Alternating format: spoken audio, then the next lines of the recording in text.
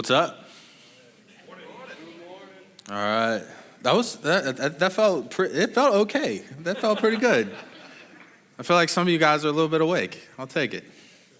Oh man. Okay, so first things first, we're jumping into a new series. So we're gonna spend 7 weeks going through the book of James. The book of James is one of my favorites, and it's actually so I don't think it always gets it doesn't get preached on all that much, and so let me just give you some background. So the writer of the book is believed to be the brother of Jesus, James, the brother of Jesus. So it would have been Jesus's oldest younger brother. You like that? And so if you read any of the Gospels, and Acts, you kind of get this feeling that there's like 38 Jameses, and it can get a little bit confusing. So the main one that gets talked about is James, the son of Zebedee, who would have been John's brother, right? Anytime you hear Peter, James, and John, that's like the core three within the 12 disciples, and they were like Jesus' best friends. Well, that James, at the time of the writing of this, would have probably already been dead. So they believe that it's not that one. And then they kind of get a feel for the timing on the writing of this book being around 44 AD, which would be really short time after Jesus died and was resurrected. And they get that because it speaks of persecution, and one of the earliest persecutions to happen in the church is by this guy named Herod. There's like 12 of those, and I'm not even going to try to unpack all of that. It was like a popular name, I guess. Not anymore, though. And so usually the bad guys in the Bibles don't get popular names. So you don't see many Judases just rolling around. And no Jezebels either. So Herod, he decided he wanted to persecute the Christians. And in Acts chapter 12, you have this scene of Peter being in jail for his faith. And so that's kind of how they're dialing in the time frame. They don't put it later because James doesn't reference any of the controversy that happens in the early church surrounding circumcision, which we've covered way too many times in the last year. And so that would have been 49 AD. So it puts it right in this pocket. Does that make sense? So this is important. And I know I just gave you a bunch of dates and you guys are like, yeah, okay, if I wanted to be in high school history Bible class, which doesn't exist in public high school, but you get the idea, then I would have been there. And it's like, yeah, but this is why it's important. This is probably the first book written in the New Testament. And so it because of that, you get this, it's a whole different take on how to approach this. This probably would have preceded the writing of the Gospels. Paul wasn't even doing ministry yet if it's 44 AD, because Paul gets converted and then spends 10 years not doing ministry, like just learning the faith, and before he goes on his missionary journey. So this is probably the first. And because of that, there's a lot to unpack here. First of all, James is trying to figure out how to speak to these Christians because the majority of them are Jewish Christians. So they have this Jewish background. Now, that is why it differs from Paul's gospel, Paul's theology a little bit. It's also why it doesn't even try to reference Gentiles too much. It talks a lot about we, which would be the Jews who are now Christians, right? And then on top of that, it's written in a lot of ways to be like Proverbs. So he just throws out these one-liners all over the place, and he's not trying to necessarily track from one place to another so much as he's trying to instill what a Christian ethic would look like. Does that make sense? And so I actually struggled a little bit last service because of that, because it's like, oh, this is my favorite book, this is gonna be easy. And then I got up and I struggled for 10 minutes because it's like, man, he said so much in so few words, and I am having a hard time saying more. Like, I gotta make this last 30 minutes because y'all have expectations of schedule. And there was a part of me that's like, man, I should just read this and be like, y'all talk about it, bye. You know what I mean? And so I think we're going to get better, but like it just is so. I love the book. It's very straightforward. But what happens here in this first chapter is he's laying out the groundwork for the rest of the conversation. And so we're going to cover a lot in the first chapter. We'll do like the first 2/3 today, and we'll do the last third next week. But we're going to cover a lot in the first chapter that we'll repeat again later. This is kind of the overview, but it's really good. So I'll just start verse 1, and we're going to go to 18. James, a servant of God and of the Lord Jesus Christ, to the 12 tribes scattered among the nations, greetings. Consider it pure joy, my brothers and sisters, whenever you face many trials of many kinds, because you know that the testing of your faith produces perseverance. Let perseverance finish its work, so that you may be mature and complete, not lacking anything. If any of you lacks wisdom, you should ask God, who gives generously to all without finding fault, and it will be given to you. But when you ask, you must believe and not doubt, because the one who doubts is like a wave of the sea, blown and tossed by the wind. That person should not expect to receive anything from the Lord. Such a person is double-minded and unstable in all they do. Believers in humble circumstances ought to take pride in their high position, but the rich should take pride in their humiliation, since they will pass away like a wildflower.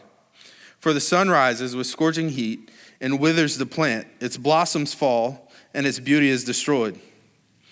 In the same way, the rich will fade away even while they go about their business. Blessed is the one who perseveres under trial, because having stood the test, that person will receive the crown of life that the Lord has promised to those who love him. When tempted, no one should say, God is tempting me. For God cannot be tempted by evil, nor does he tempt anyone. But each person is tempted when they are dragged away by their own evil desire and enticed. Then after desire is conceived, it gives birth to sin, and sin, when it is fully grown, gives birth to death. Do not be deceived, my dear brothers and sisters. Every good and perfect thing is from above, coming down from the Father of heavenly lights, who does not change like the shifting shadows. He chose to give us birth through the word of truth, that we might be a kind of first fruits of all he created. So he starts out talking about trials. Consider it pure joy when you go through trials of many kinds. First of all, I'm going to state the obvious. We don't really nobody likes trials. Right? Like, we don't like hard things. If somebody was like, hey, we're doing a time trial for a mile run, I would be like, I'm going to leave. I have other things to do. I don't do that. We don't like hard things. We don't like things we don't like, right? And he comes right out the gate like just swinging, because he's speaking to people who are going through persecution. And he's just like, hey, consider everything you're dealing with right now as pure joy, because God is at work among you, right? And so the next thing he says is let me just not do that. He says, because you know that the testing of your faith produces perseverance. So we should consider trials a joyful experience, because that produces perseverance. So now he's done two things that we don't like: trials and dealing with them. Right? Trials and perseverance. And let perseverance finish its work, so that you will be mature and complete, lacking nothing. Right? Well, I think some of us want to be mature and complete, lacking nothing. I try. In between poop jokes, I try. So, so he's driving us to this place, and it's essentially this: testing produces perseverance, perseverance produces maturity, maturity produces wisdom. That is the sequence that he rides through here. The first thing that I'll say about it is there are a lot of times in life, there are a lot of people in life that go through things and don't mature. And like for the Christian, for the maturation of your faith, right? He's not saying, hey guys, just live. And if you live, then your faith will grow. Like it's not that simple, it's not that fatalistic, right?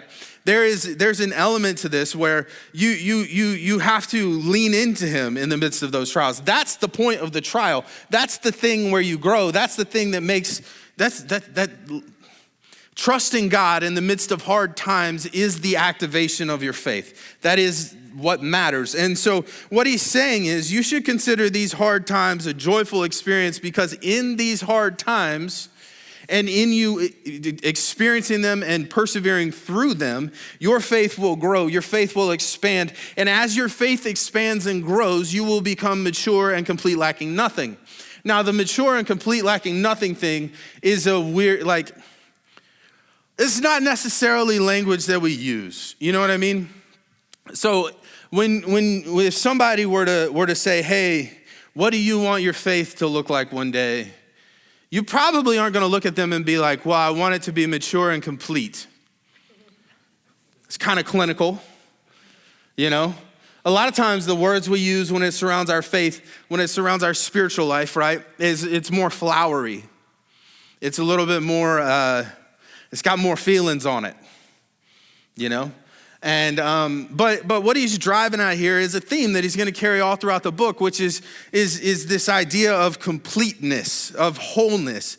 And sometimes the word perfect is used, and you have to kind of divorce yourself from our idea of perfect. Our idea of perfect is that nothing has ever, it's perfect. When the baby comes out, and when a baby's born, until it poops, it's perfect. Right? And then the moment it poops, you go, never mind. I gotta stop. All right, I held that one in.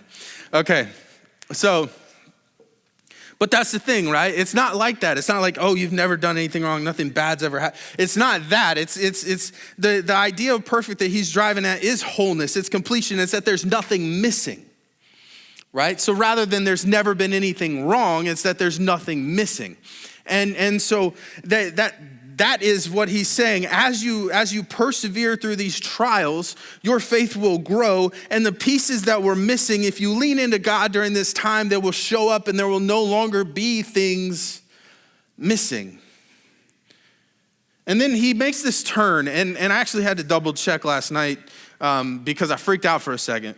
It's never good when the night before you're going over your notes and you go, I'm not sure that's in the Bible. So I had to double check. Let perseverance finish its work so that you may be mature and complete, not lacking anything. If any of you lacks wisdom, you should ask God, who gives generously to all without finding fault, and it will be given to you. So the point that we made, right, is trials produce perseverance. Perseverance produces maturity. Maturity produces wisdom. Now, it's not exactly how he says it. You know, he tracks very logically, and then he makes this turn, if any of you lacks wisdom. But the thing about it is, as we become more mature, we learn what we don't know, right? We're teaching through the 21 irrefutable laws of leadership to some of their residents and interns at some of the churches we work with. And there's this, I can't even remember which law it is, but it's basically like, I don't know what I don't know. So it's like this law of like growth and understanding of yourself, right? And it starts with, step one is, I don't know what I don't know. Step two is, I know what I don't know. Step three is, I start to know and it starts to show, and then there's two more. They all rhyme because John Maxwell likes to do that. Anyway. But as you become more mature, you move from I don't know what I don't know to I know what I don't know. And when you know what you don't know, you can ask God to help you know. You like that? Now I should write a book with 1 million laws in it. But that's the idea. That's the idea is this: as you begin to mature, you realize how much you don't know, and you can ask God for wisdom in it. And as he begins to give you wisdom in it, that maturation process grows and grows and grows, right? And then he kind of ends this section by saying, but when you ask, you must believe and not doubt, because the one who doubts is like a wave of the sea blown and tossed by the wind. That person should not expect to receive anything from the Lord. Such a person is double-minded and unstable in all they do. Now that section of scripture has always kind of messed me up, because you know how sometimes you read stuff and you totally divorce yourself from the context and the conversation that's happening, and you go, oh no, this could be, you like have an existential crisis with the Bible. Like when I pray, I shouldn't question it, because if I question it, I'll be double-minded. And if I'm double-minded, God will never answer my prayers. Like you kind of just like, whoa, you know what I mean? That verse has always done that to me. But he's talking about wisdom. He's saying, if you ask for wisdom, you'll receive it. But if you question the wisdom you receive, you won't receive it. Like it's not like this general conversation about prayer. It's very specifically, he's talking about praying for wisdom. And how many of you have done that? God, help me on this. And then you start to catch some direction, and then you second guess it, and you're more confused than you were when you started. It's a practical statement. And that's what he's saying. When you ask God for wisdom on something, trust him in it and keep moving forward. Otherwise, you'll screw up the answer that God gave you. Does that make sense? All right. The next portion that he does here is a whole conversation about fixing our perspective. All right, so that's kind of the next point. It's just you got to fix your perspective. But the point is lacking, because he just covers so much ground on the perspectives we need to fix. So verse 9, believers in humble circumstances ought to take pride in their high position, but the rich should take pride in their humiliation, since they will pass away like a wildflower. The sun comes and it burns out the flower, and the blossom falls and the beauty is destroyed. So the first thing we got to fix our perspective on is money. He starts there. And this is a conversation that Jesus has a bunch of times in the Gospels. He's repeating Jesus like any good writer in the Bible does, right? And he's just saying, like, first of all, this is something that's going to nag at you every day. Money, your wealth, how you going to live? And if you don't have much, you should take pride in your high position, because you are someone that understands how God takes care of you on a daily basis because you need it. And if you have a lot, you should take pride in your humiliation, because all of that wealth will disappear one day and you will need God. At the end of the day, what he's saying here is you can't, I'll give you a practical example. Like I get this way when it comes to money. Like, so like there's not a goal in my life to be rich, right? But there is this equation that happens. I have 2 daughters and a third one on the way. I want to be able to provide security and safety and nice things for them. And my wife. I want to give nice things to my wife too. Nobody judge me. I wasn't leaving her out on purpose. I want to be able to give them nice things. And I want to be able to give them safety. And I want to be able to give them security. So that means I need to make more money. Now, the problem is the safety and the nice things and the security that comes from money is fleeting. That's the conversation that James is having. The other problem is safety, security, nice things. I need to have more to give to them. You're a hop, skip, and a jump away from money becoming God, because the safety, the security, and the nice things, the blessings, those are supposed to be God's job. You see what I'm saying? And that's what he's driving at here. Is you have to trust God for it. He's not saying that it's evil. He's saying that the things you're trying to solve in your own power are things that God wants to carry on his shoulders, right? So to fix our perspective on money. The next thing is, blessed is the one who perseveres under trial. Having stood the test, that person will receive the crown of life that the Lord has promised to those who love him. So he's reiterating himself from before. And then the next thing is, this is where we'll camp for a second. When tempted, no one should say, God is tempting me. For God cannot be tempted by evil, nor does he tempt anyone. But each person is tempted when they are dragged away by their own evil desire and enticed. Then after desire is conceived, it gives birth to sin. And sin, when it is fully grown, gives birth to death. So we have to fix our perspective on temptation and trials. I think a lot of times, let's say he uses the word testing, I think, too, at the beginning, the testing of your faith. I think a lot of times we take this word test or the word trial and then the word temptation, and the wires get crossed. I think there are times in conversation in the church world where we will say, I'm being tempted, God must be testing me. And thus we blame the temptation on God, like somehow God is gonna beat us up for failing the test of the temptation he put in front of us. That, you know how insane that is? Like when you really unpack it, but we talk like that all the time. Like, so, okay, so my Lottie, the younger one, Lottie is, so she loves any sauce, like period. If you can dip food in it, she wants that. And she doesn't even necessarily want the thing that you dip in the sauce. She'll just use her hand. So like a couple weeks ago, so Tuesday nights, I usually pick them up from the babysitter, and they're with their friends all day and everything else. And also, Amanda's in the middle of a nursing class right now. So like a lot of times on Tuesday night, she gets home a little later because she's polishing up some homework. So what's been happening lately is I get home on Tuesday night and screaming ensues because mommy's not home. So the world is falling apart. And so a couple Tuesday nights ago, I put a grilled cheese and some fruit in front of Lottie and Nora for dinner.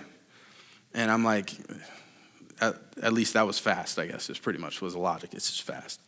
And Lottie basically is like, hey, Dad, no. I don't want this grilled cheese, even though I've always eaten all the grilled cheese every other time you put it in front of me. No. And,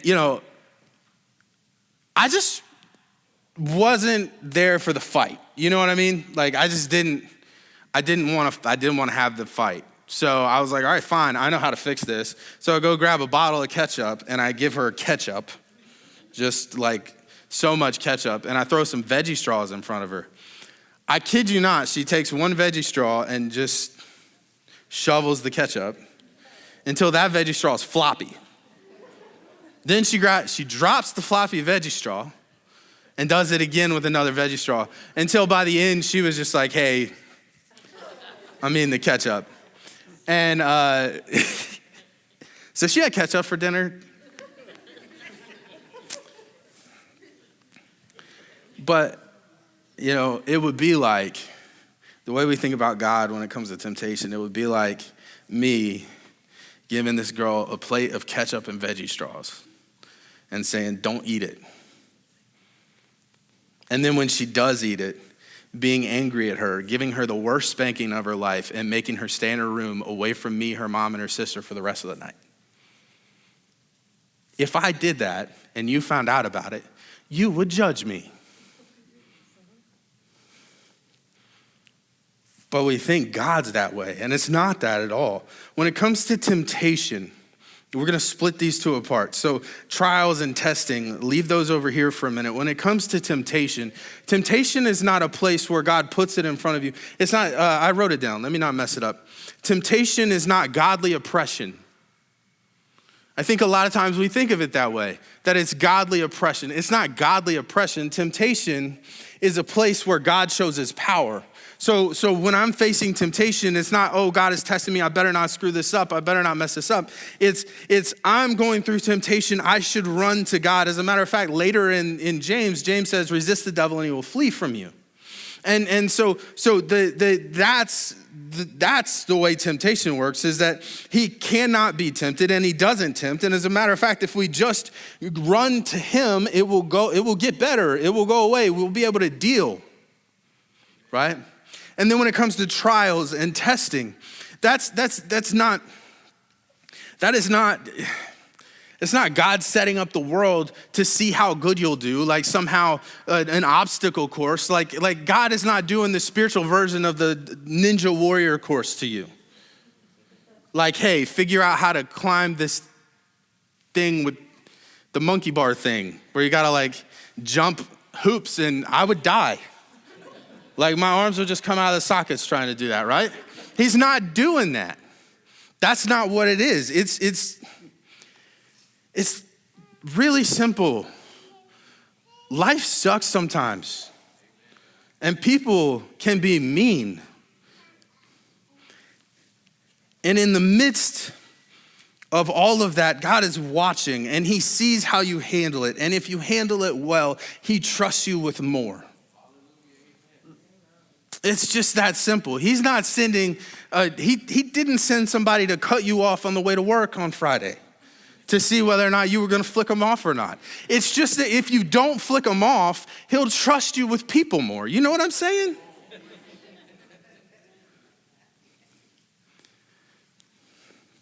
And I think we let that get jumbled up in our head. And I think sometimes we turn God into this malicious and somehow also benevolent thing. And that's just not the way it is. He uses the bad in our life to grow us in our faith. Because if you go back to the beginning of the conversation, the trials are unfortunate, but they will be used to help you grow to maturity. And when you find maturity, you will be whole. And the temptations are not of God, but if you run to him when you need wisdom, if you ask him for wisdom in the face of temptation, you will receive it and you'll walk away. And again, you will be mature and begin to become whole, right?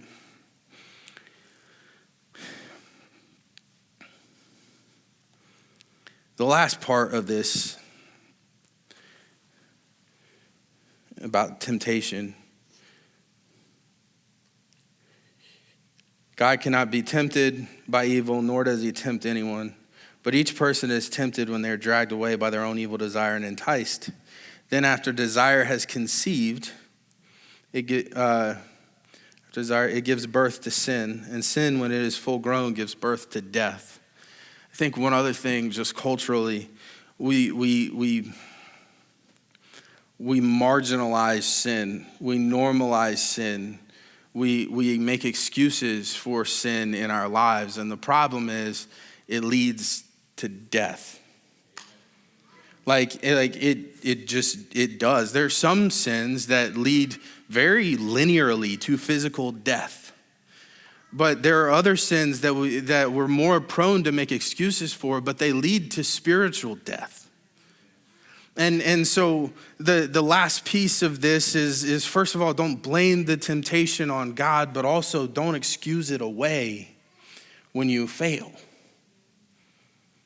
And if you're paying attention to what he's doing here, he's building this argument. And it's going to climax here in just a minute.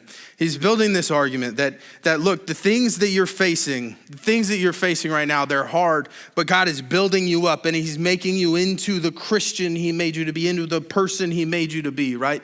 And if you allow him to, if you lean into him in the process, you will become whole, you will become complete. It's not that the world completes you. It's not that any person in this world could complete you. It's that you will become more like Christ, and the only thing that can complete you and make you whole in this world is Christ. And if you follow him in this process, that will happen. So you learn how to act like him in times of trial, and you learn how to think like him as you're unpacking the trials. And then he ends with this. Don't be deceived, my brothers and sisters. Every good and perfect gift is from above, coming down from the Father of heavenly lights, who does not change like the shifting shadows. So the first thing is that he says in this is don't be, there is no good outside of God. And anything that is whole, anything that is complete, anything that is perfect, anything that is the way that it should be came from him. And he doesn't change. So you can, in your perseverance and in your maturity process and in the all of that, you can trust him because he doesn't change and the good things come from him. And then he ends verse 18. He chose to give us birth through the word of truth, that we might be a kind of first fruits of all he created. That's where the rubber meets the road. When he talks about first fruits, remember, he's speaking to a Jewish audience. You can think of first fruits as like, it's the first fruit, obviously. But what did they do with the first fruits? They sacrificed the first fruits. They sacrificed the first fruits. What he's saying, when they would bring in a lamb, there were specifications as to how that should be, right? If you were going to bring fruit to the altar, or you were going to, like, if they did lambs, but like you talk about Cain and Abel, when Cain would bring his fruit to the altar, if he brought something jacked up, it's kind of like the grocery store. You know how you can get on the Misfit Market or whatever now and get like cheap produce because it looks funny? Because you don't sell funny looking produce at the grocery store, right? If you were to bring a lamb to the altar, there were specifications, and it was supposed to be without sickness and blemish and all of this other stuff. And he's teaching them how to be a good offering. He's teaching them how to be a worthy sacrifice.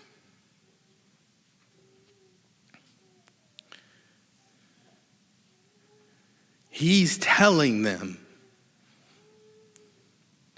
that they're to be poured out and sacrificed for the world around them, to help cover the sins of the world around them. It's not that they can offer absolution for the sins or atonement for the sins of the world around them. That's what Jesus did. It's that in representing Jesus, they can bring them to that atonement.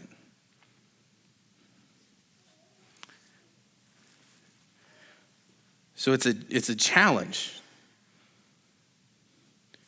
He's teaching them how to be Christian, how to endure life, how to do that in such a way that they become this whole thing, that they become this perfect thing, that they become this image of Christ, and there's nothing missing, and then it's all right and everything's right in their lives, so that then they can be sacrificed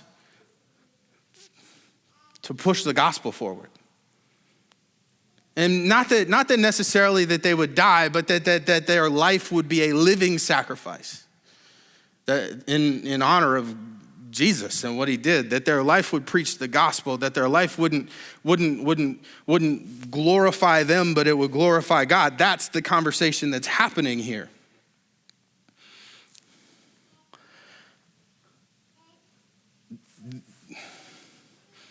The end of the very first argument in the very first book that went into the New Testament, the first writing that we know of,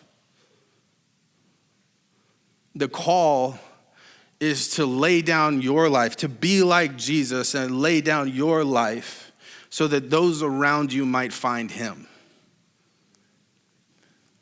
So it was the last thing Jesus said before he left. And it's the first thing James says when the writing starts.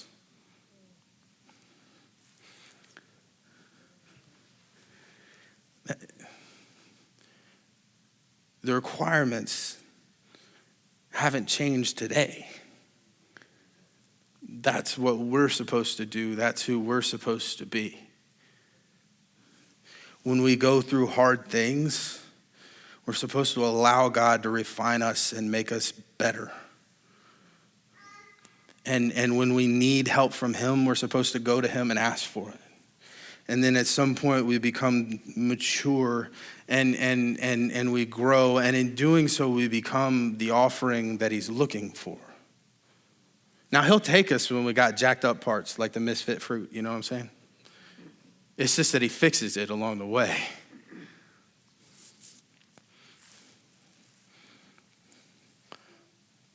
So, I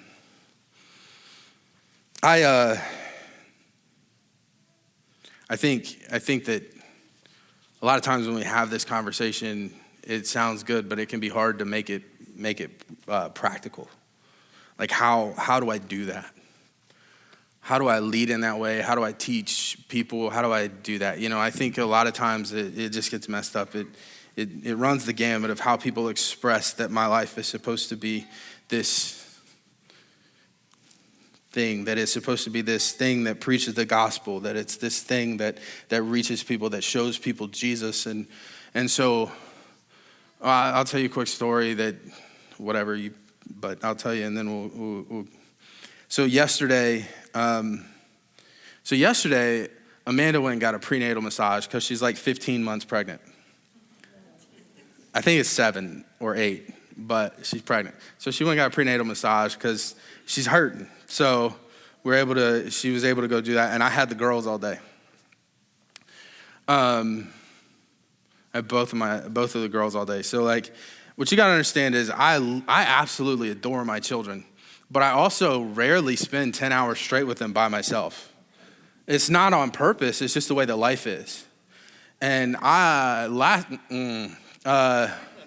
last night, I went to bed. First of all, stay-at-home moms, you're the friggin' heroes, all right? And I'm very happy with my job. Secondly, last night, man, I went to bed feeling like a total just jerk. Because by the end of it, I was so like overstimulated. I didn't even know what that word meant until last night. It was like, if one more person touches me, I'm gonna start breaking things. If someone talks in my ear right here, someone randomly pokes me in the nose, I don't know. Right? But also, like, to be honest with you, they were great. There were like 2 or 3 moments throughout the day where they really kind of showed their behinds, but like they're little. That's the way it's gonna go, right? That's a really good day. But I yelled at them all 3 or 4 of those times, like loud. It's like, dude, you gotta chill out. I think a lot of times it's hard to make this stuff practical, but I'll say this, the sacrifice, the ministry that we're supposed to be leading and living, it starts right there.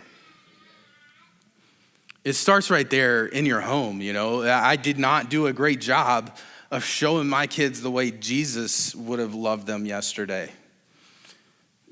Because he wouldn't have lost his temper over ice being spilled on the ground. Right? But it also has to extend out from there. That's the first one. That's the most important one. You got to work on that, and you got to get that down. And then after that, it's got to go. It should follow you to work. And then it should follow you to the grocery store.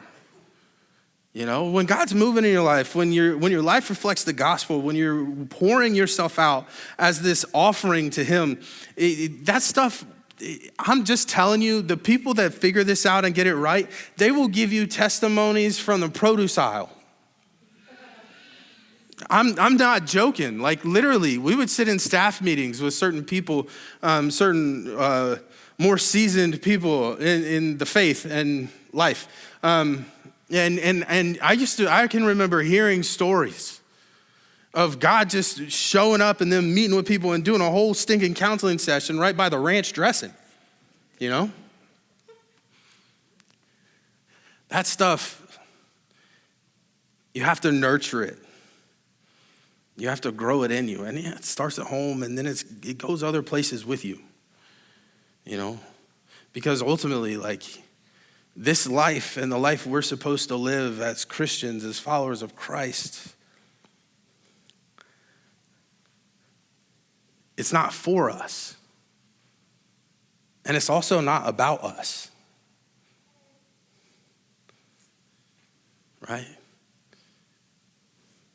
The life that we're supposed to live is for those that don't know him, and it's about him.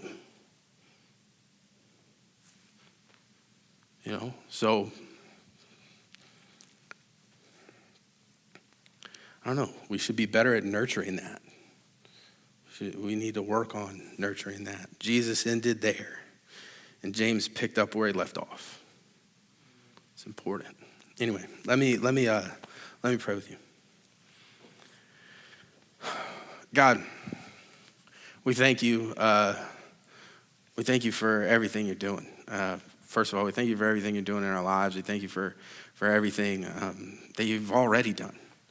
And Lord, I just pray that you would raise up people in this church that trust you in times of struggle.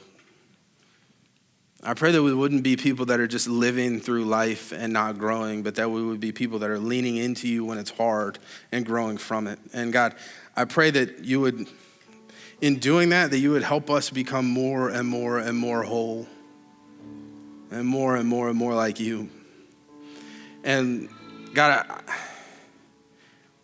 I pray that in doing that, and as we're growing and as the wisdom starts to come to us, and as we figure out how to look more like you, how to act more like you, how to be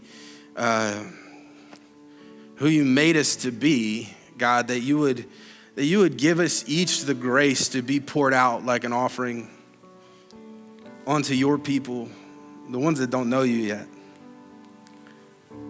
And not that it would be weird, not that it would be overbearing, but that it would just be something that comes out of us that's contagious. God, not that we preach, but that you do wherever we are. We love you and we thank you. Amen.